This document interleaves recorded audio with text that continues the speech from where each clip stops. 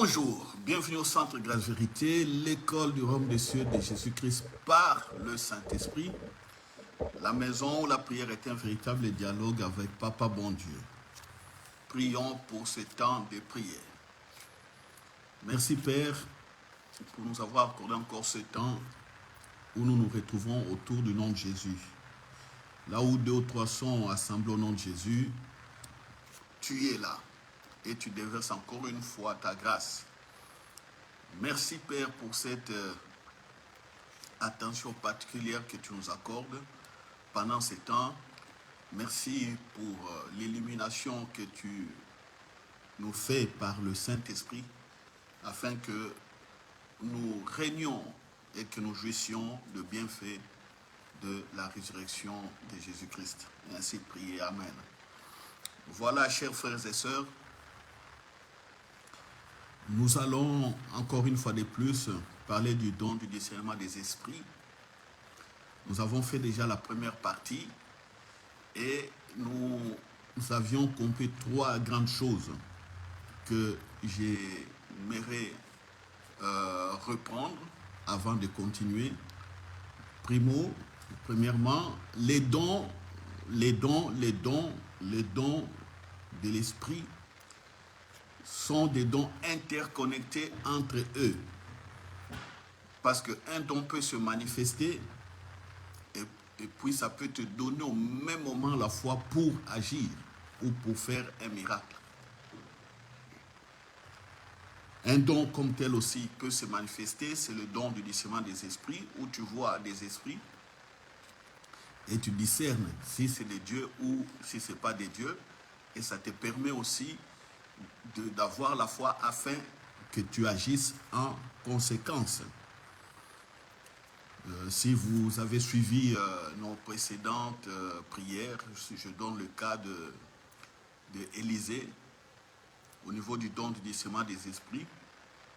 Élisée qui avait le prophète prié pour son disciple Géhazi, il avait demandé à Dieu d'ouvrir à Géhazi les yeux pour qu'il voie comment ils étaient entourés des chevaux et des chars de feu.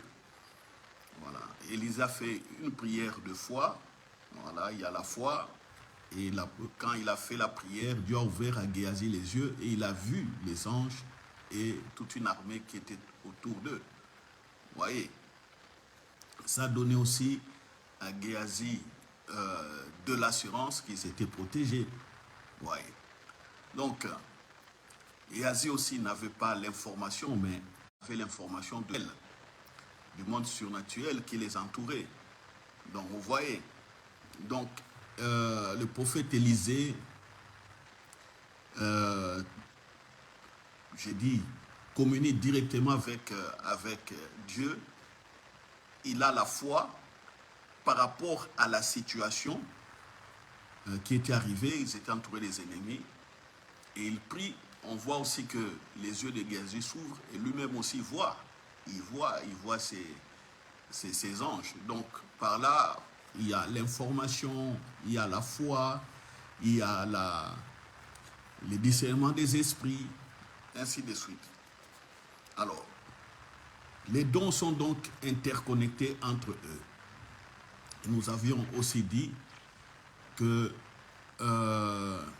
au niveau des dons, il faut d'abord chercher le règne de Jésus-Christ.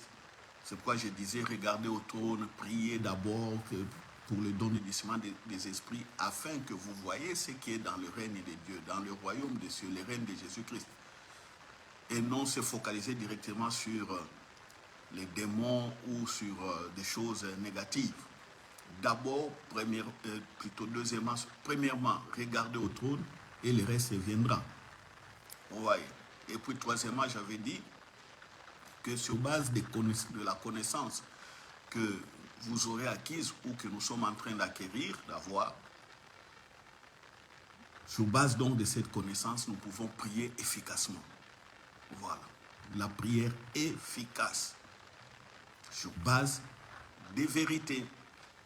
C'est ainsi que même Jésus disait, je suis le chemin et la vérité. Je suis le chemin, la vérité, je suis la vie. Quand Jésus dit que je suis la vérité, il donne le message et sur base du message, des paroles qu'il a données, que nous pouvons maintenant progresser. Donc la prière pour le discernement, le don du discernement des esprits, ce n'est pas une prière, je dirais, à faire comme... à faire au hasard, je dirais. À faire au hasard, non. Et ayons d'abord la connaissance et prions calmement. Et une fois que la prière vient huiler, vient graisser nos connaissances, les dons vont le don va se manifester sans problème. Voilà. Donc, ayez cela à l'esprit. Les dons sont interconnectés, ils sont interdépendants des uns des autres. De chercher d'abord le règne de Jésus-Christ et toi prier. Voilà. Quand vous lisez 1 Corinthiens chapitre 12, on voit tous les dons de l'esprit qui sont cités.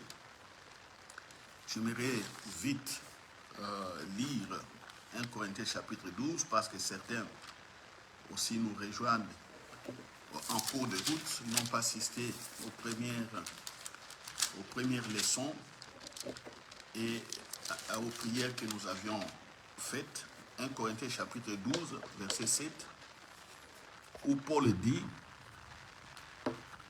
ou plutôt nous pouvons commencer au verset 4, il y a diversité de dons, mais le même esprit, diversité de ministères, mais le même Seigneur, diversité d'opérations, mais le même Dieu qui opère tout en tous.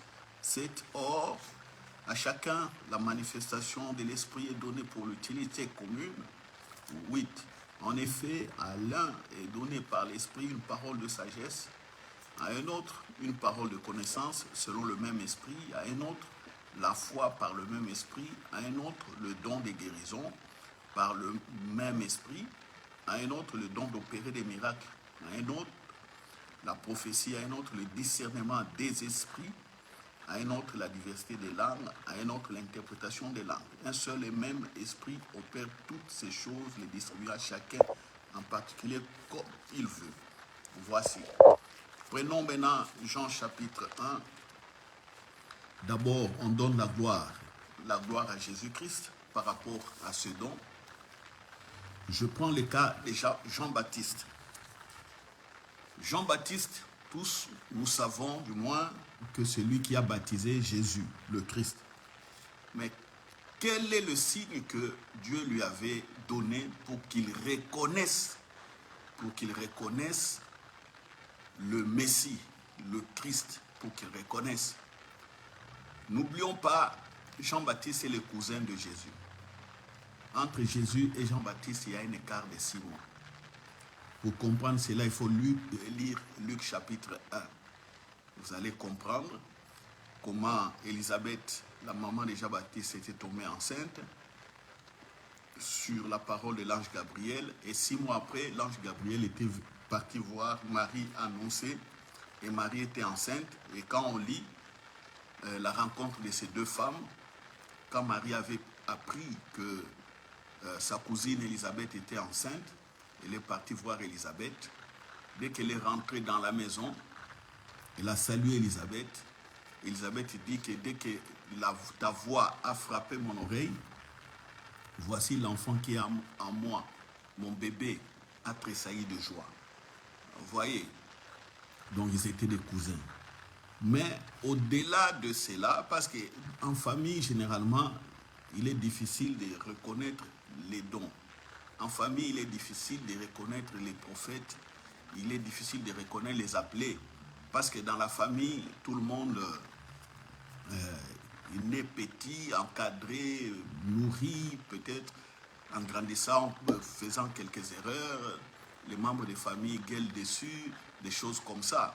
Et subitement, quand cet enfant ou cette fille, ce garçon, cette fille commence à développer des dons surnaturels comme ça, surtout par rapport à l'appel de Jésus-Christ, les familles hésitent d'accepter cet appel. Mais au fil du temps, et si la fille ou le garçon reste intègre et sérieux, la famille finit par savoir que non, notre fille a été appelée par Jésus-Christ pour faire un tel ministère. Oui, c'est le cas de Jésus et de Jean-Baptiste aussi. Donc, pour rassurer Jean-Baptiste, en tout cas, je crois que Jean-Baptiste et Jésus ont dû jouer ensemble aussi comme des jeunes, des garçons, des adolescents, ainsi de suite, jusqu'à ce que chacun ait appelé dans son travail. Jean-Baptiste est appelé au niveau du service, mais du moins en tant que je dirais, des bambins, des ados, ils ont été ensemble. Alors, Dieu va essayer un peu d'aller au-dessus, donc des relations, je dirais, des relations familiales. Il a dit à Jean-Baptiste, la personne sur qui tu verras l'Esprit descendre, c'est celui-là le Messie. Nous lisons ça dans Jean chapitre 1, verset 29. Voilà. Jean chapitre 1, verset 29. Mais je lis d'abord Jean chapitre 1, verset 19. Voici le témoignage de Jean lorsque les Juifs envoyèrent de Jérusalem des sacrificateurs et des Lévites pour lui demander « Toi, qui es-tu » Il déclara sans restriction, il affirma qu'il n'était pas le Christ. 21. Et ils lui demandèrent « Quoi donc? Es-tu Élie » Il dit « Je le suis point. Es-tu le prophète » Et il répondit « Non. » Il lui dit alors « Qui es-tu » afin que nous donnions une réponse à ceux qui nous ont envoyés. « Que dis-tu de toi-même » Moi, dit-il, je suis la voix de celui qui crie dans le désert. Vous voyez, Jean-Baptiste baptisait beaucoup, la foule venait vers lui. Venait à lui plutôt pour se faire baptiser. Alors, il y a eu des pharisiens qui ont fait une délégation pour aller là demander à Jean pourquoi il fait ces choses-là. De qui a-t-il ce pouvoir? Est-ce que c'est lui le Christ? Ou c'est lui le prophète qui était annoncé qu'Élie allait revenir? Hein? Est-ce que c'est lui le prophète qui allait sauver comme Moïse avait dit? Il a dit non, non, ce n'est pas moi. Moi, je ne suis que la voix. Vous voyez, je ne suis que la voix. Au verset 26, il leur dit encore que moi, je baptise d'eau, mais au milieu de vous, il y a quelqu'un que vous ne connaissez pas qui vient après moi. Je ne suis pas digne de délier la courroie de ses souliers. Vous voyez. Il dit au milieu de vous, au milieu du peuple, il y a quelqu'un que personne ne connaît, c'est celui-là qui est le Messie, c'est celui-là qui va baptiser du Saint-Esprit et de feu. Alors, on prend maintenant le verset 29, où les choses s'éclaircissent par rapport au discernement des esprits. Évangile, donc, je suis toujours dans l'évangile de Jean, chapitre 1, verset 29. Le lendemain, Jean-Baptiste, donc, il vit Jésus venant à lui. Et il dit, voici l'agneau de Dieu qui ôte le péché du monde. C'est celui dont j'ai dit, après moi vient un homme qui m'a précédé, car il était avant moi. Je ne le connaissais pas. Vous comprenez? Prenez le verset 31. Jean-Baptiste dit, je ne le connaissais pas. Ici, Jean-Baptiste parle de quoi et de qui et comment.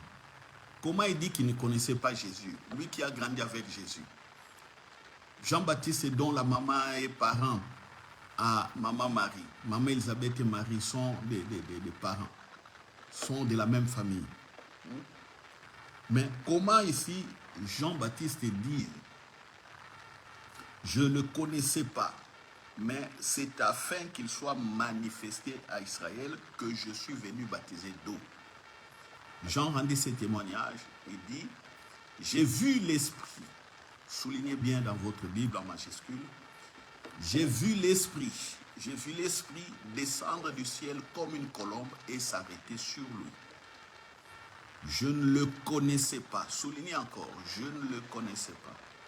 Mais celui qui m'a envoyé baptiser d'eau m'a dit, celui sur qui tu verras l'Esprit descendre et s'arrêter, c'est celui qui baptise du Saint-Esprit.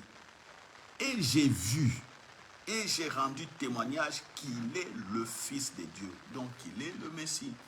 Il est le prophète qu'Israël attendait. C'est lui, Élie, qui devait venir. C'est lui, c'est celui-là. C'est Jésus, son cousin. Vous voyez? Vous voyez? Vous voyez ici, pourquoi j'ai dit premièrement, pour le don du discernement des esprits, il faut d'abord voir le règne de Dieu. Il faut d'abord s'intéresser à Jésus-Christ. Il ne faut pas aller prier comme ça en désordre. Oh, je veux le don du discernement des esprits. Mais tu veux ça? Je veux le don du discernement des esprits. Mais, voilà, il y a un peu un problème de connexion. Veuillez nous excuser. Donc je disais que, vous voyez, pour le don du discernement des esprits, il faudrait d'abord s'intéresser au trône, au trône. Quand je dis trône, c'est le règne de Jésus-Christ. Regardez au règne d'abord. D'abord à ça. Et le reste viendra. Mais on ne prie pas en désordre. Tu veux le don du discernement des esprits. Pourquoi? Pour voir les démons partout. Et qu'est-ce que ça va te faire, voir les démons partout? Ça ne va rien te faire. Ça ne va rien te faire. Les démons, on règne déjà sur les démons. On règne déjà sur eux. Alors pourquoi tu veux les dons? Pour les voir ou pour dénicher les sorciers? Toujours tu veux les sorciers. Mais si tu ne fais que voir les sorciers, où est-ce que ça va t'amener? Nulle part. Mais si tu vois les choses préparées d'avance et que Dieu te montre ça par le don du discernement des esprits, quand tu peux voir l'esprit toi-même ou voir un ange qui vient te parler, ça c'est au-delà, ça c'est supérieur. Oui, Jean-Baptiste ici a vu le Saint-Esprit. Il a vu comment Jésus était rempli du Saint-Esprit. Vous voyez? Il a vu pendant le baptême Jésus prier. La voix se fit entendre des cieux. Quand on prend Luc chapitre 3, on lit Luc chapitre 3. Prenons Luc chapitre 3. Luc.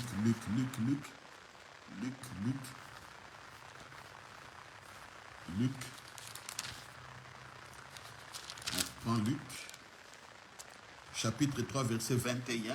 Tout le peuple se faisant baptiser, Jésus fut aussi baptisé. Et pendant qu'il priait, le ciel s'ouvrit. Le ciel s'ouvrit. Qui peut voir le ciel s'ouvrir?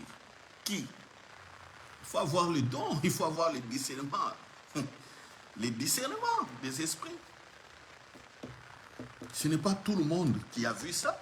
Jean-Baptiste a vu. Vous voyez? Vous voyez? Le ciel s'ouvrit et le Saint-Esprit descendit sur lui sous une forme corporelle, comme une colombe. Et une voix fit entendre du ciel ces paroles: tu es mon fils bien-aimé, en toi j'ai mis toute mon affection. Jean-Baptiste a écouté tout ça. Alléluia. Alléluia. Vous voyez? Il a vu l'Esprit. Il a vu le Saint-Esprit. Et puis il a entendu la voix. Vous voyez? Automatiquement, si tu es dans de telles situations, ta foi sera boostée. Tu peux être devant des situations difficiles.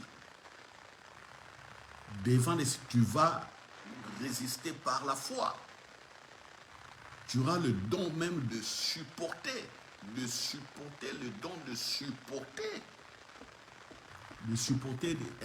des événements difficiles. Vous voyez? Est-ce que vous êtes en train de voir? C'est le cas de Daniel dans la fosse au lion. C'est le cas des trois amis, des trois compagnons de Daniel. Vous voyez? Ils étaient dans des situations très difficiles.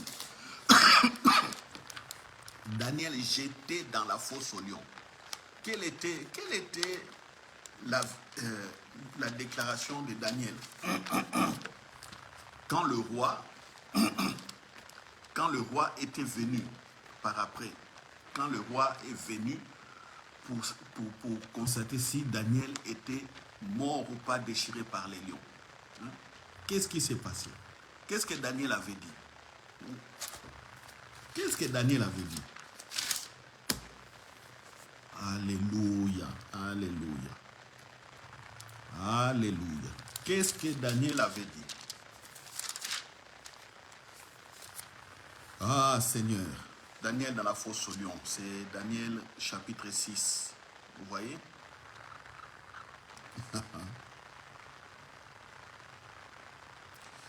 Au verset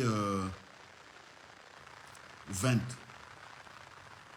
le roi Darius dit, le roi prit la parole en s'approchant de la fosse, il appela Daniel d'une voix triste. Daniel. Le roi prit la parole et dit à Daniel, Daniel, serviteur du Dieu vivant, ton Dieu que tu sers avec persévérance, a-t-il pu te délivrer des lions?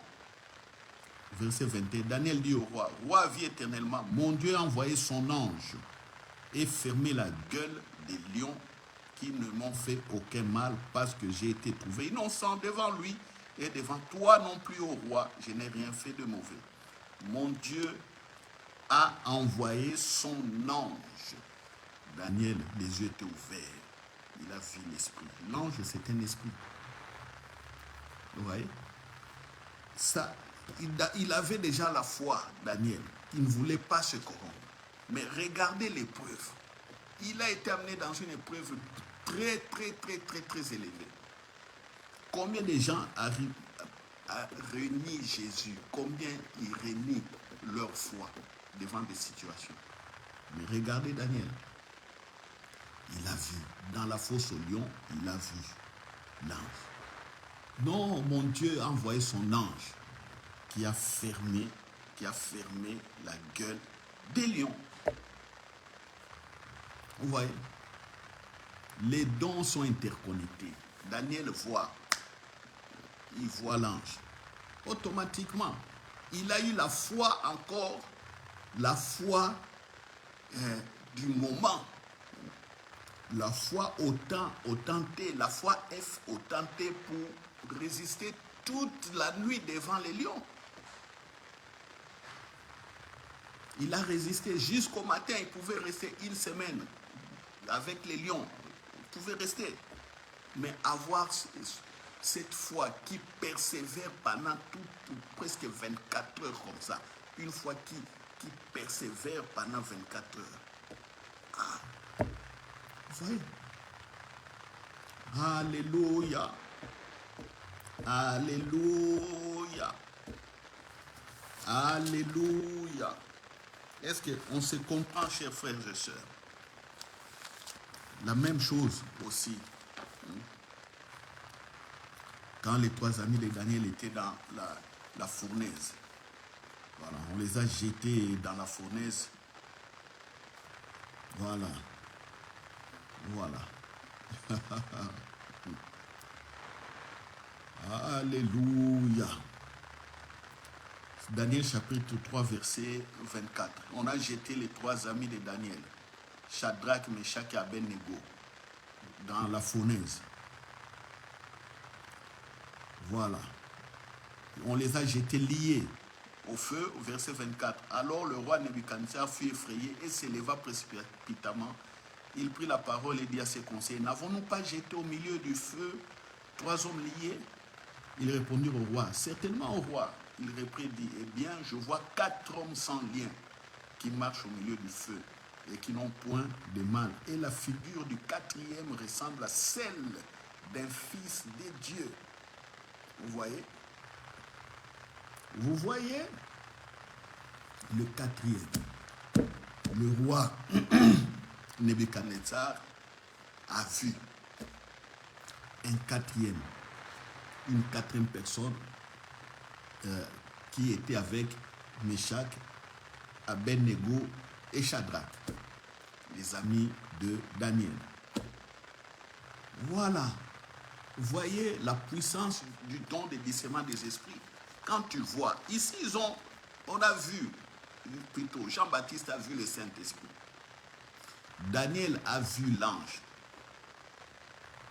Le roi Nebuchadnezzar a vu aussi un ange parmi parmi les trois qui étaient liés, qui avaient la figure semblable à celle des fils de Dieu. Vous voyez, c'était des anges qui étaient là.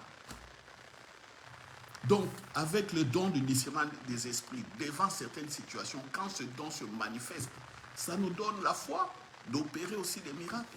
Ça nous donne la foi de résister à des épreuves. Vous voyez, ça donne le courage de continuer également.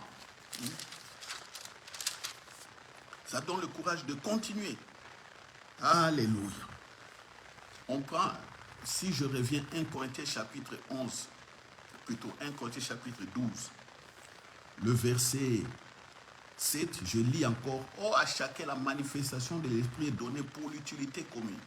En effet, à l'un est donné par l'Esprit une parole de sagesse, à un autre une parole de connaissance, selon le même Esprit, à un autre la foi, à un autre la foi, à un autre la foi circonstancielle pour ce moment-là, les yeux ouverts. Spirituellement, tu vois, il y a la foi aussi pour cette situation. Voilà pourquoi je vous ai dit que les dons sont interconnectés.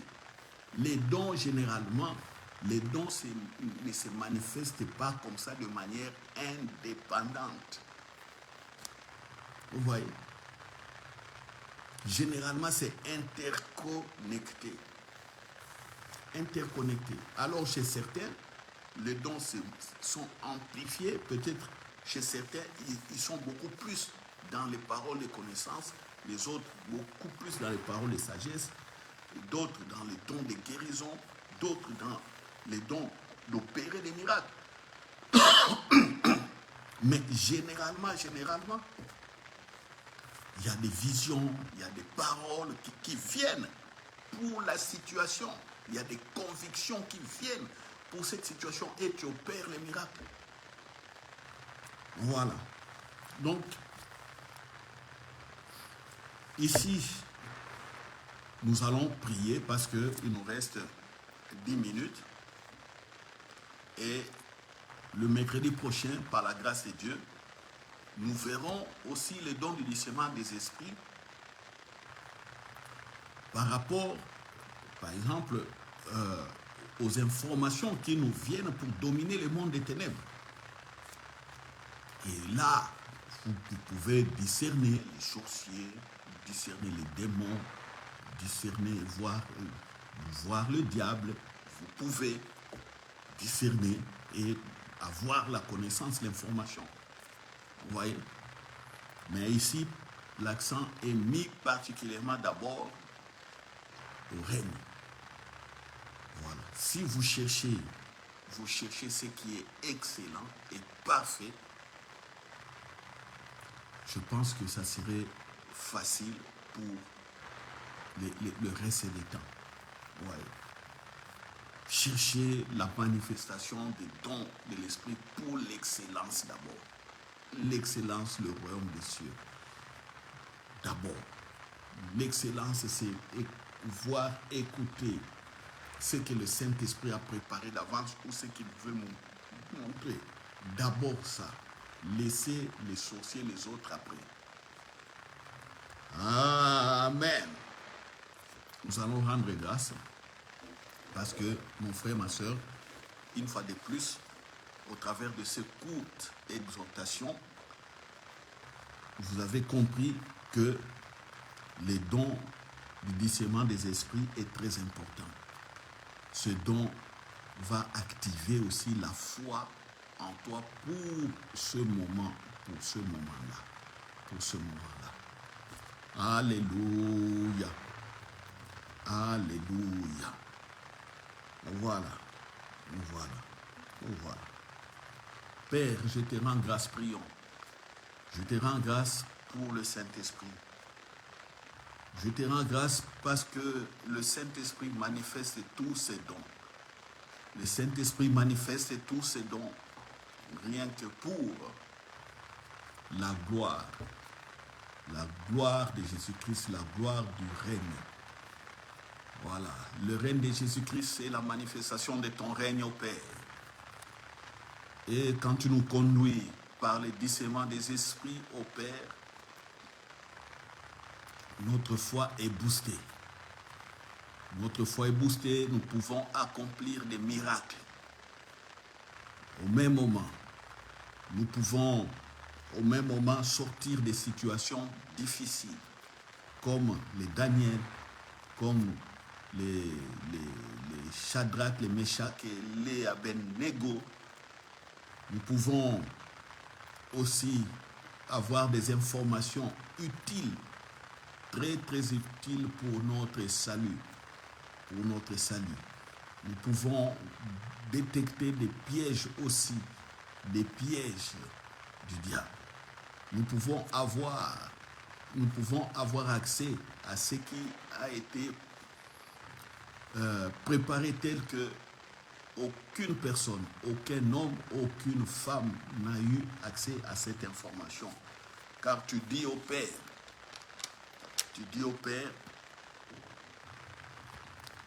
le Saint-Esprit dans 1 Corinthiens chapitre 2, verset 9 et suivant, tu nous dis, Père, tu nous dis, ce sont les choses que les oreilles n'ont pas entendues, les choses que les yeux n'ont pas vues, les choses même qui nous sont montées au cœur des hommes. En voilà, ces choses-là, tu révèles par l'Esprit. 1 Corinthiens chapitre 2, verset 9.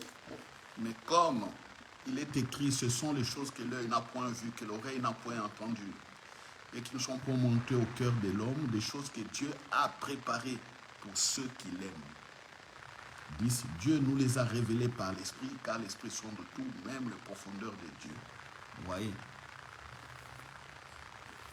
Le Saint-Esprit révèle au travers le don du discernement des esprits. Le Saint-Esprit peut révéler les choses que l'Assemblée ne connaît pas. Les personnes tout autour de nous ne connaissent pas. Vous voyez? Et ça dans le but d'aider. Ça dans le but d'aider. Utilité commune. Toujours utilité commune. Aider les autres. Aider l'Assemblée. Aider même le pays. Aider. Alléluia. Merci Père. Merci pour le don du discernement des esprits. C'est un don très puissant mais qui est méconnu. Mais toi, Papa, par ces exhortations, tu nous donnes la connaissance. Par ces exhortations, oh Papa, tu nous ouvres les secrets de ton cœur. Oh Papa, pour que nous puissions manifester ce don, ou je dirais au travers de ces dons nous pouvons que nous ayons des informations importantes, oh Papa, importantes pour l'utilité commune. Je ne peux que te dire merci. Merci au Père. Oh Papa, je prie encore pour que ma sœur qui écoute cet enseignement, cette exhortation, que lorsqu'elle va prier, que tu sanctifies ta parole, car ta parole est la vérité. Je prie pour mon frère qui a écouté cette exhortation, et quand il va prier, et par la foi que, oh Papa, que tu sanctifies ta parole, car elle est la vérité. Oui, Jean-Baptiste a vu le Saint-Esprit. Daniel a vu l'ange. Meshach, Shadrach, Abednego ont vu l'ange. Et parmi nous aussi, beaucoup voient. Et beaucoup voient au niveau du discernement des esprits. Ils voient. Ils écoutent. Permets que, Papa, nous avancions. Que nous n'échouons pas, oh Papa. Que nous avancions. Que nous n'échouons pas. Que nous n'échouons pas. Parce que par manque de discernement, nous pouvons même refouler les anges qui sont à côté de nous avec des bons messages, avec des messages qui vont nous faire du bien. Nous pouvons les refouler nous pouvons les refouler. Voilà. Oui, papa. Oui, papa, merci. Merci. Merci pour ces dons. Au nom de Jésus. Je ne voudrais pas non plus, papa, que nous tombions dans la confusion, car je sais une chose, que le Saint-Esprit est l'Esprit fidèle. Quand il fait manifester les dons du discernement des esprits, ça sera toujours dans la fidélité absolue. Oui, tu n'es pas un homme pour mentir, ni un fils de l'homme pour te repentir au Père. Le Saint-Esprit manifeste ce don de manière excellente et fidèlement. Merci.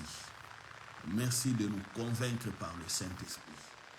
Oui, merci de nous convaincre par le Saint-Esprit. Aujourd'hui, merci papa, parce que les doutes tombent. Les doutes sont effacés. Les doutes tombent, oh papa. Les doutes tombent et nous nous tenons fermes. Nous nous tenons fermes. Merci au nom de Jésus-Christ. Merci au nom de Jésus. Merci pour tous les dons de l'Esprit. Je te dis merci, merci au Saint-Esprit pour le don. Prions pour l'interconnexion. Voilà. J'allais oublier que je prie avec vous. Je vais éclairer cette partie. Prions pour l'interconnexion et la manifestation des autres dons de l'Esprit. Interconnexion. Disons merci pour la parole de connaissance. Père, merci pour la parole de connaissance. Le don de la parole de connaissance. Merci pour le don des paroles de sagesse. Merci pour le don de la foi. Merci pour le don des guérisons. Merci pour le don des miracles. Merci pour le don de parler les diverses langues. Merci pour le don d'interprétation des langues. Merci, merci au nom de Jésus-Christ. Merci au nom de Jésus. Merci au nom de Jésus. Merci Père. Merci pour tous ces dons. Alléluia. Alléluia. Merci, merci. Alléluia. Alléluia. Alléluia. Merci pour le don de prophétie. Merci au Père pour le don de prophétie. Merci au nom de Jésus-Christ. Je sais une chose, les dons étant interconnectés. Quand nous prions pour le don, le discernement des esprits, Père, tu es en train encore de déverser la grâce par le Saint-Esprit. Déverser la grâce avec les autres dons. C'est ainsi que je crois, Père, que nous serons surpris. Nous serons surpris de manifester les autres dons. Oh Père, merci. Merci. Toi qui donnes au-delà de ce que nous demandons et ce que nous pensons. Prions, prions. Père, merci. Tu donnes toujours au-delà de ce que nous demandons, au-delà de ce que nous pensons. Et je crois à tous les autres dons qui vont se manifester en interconnexion avec le discernement des esprits. Merci Père au nom de Jésus. Merci au nom de Jésus. Et j'ai dit Amen. Alors, mon frère, ma soeur, moi je m'arrête ici. Je vous laisse continuer cette prière. Continuez cette prière autant de fois que vous voulez. Priez avec foi.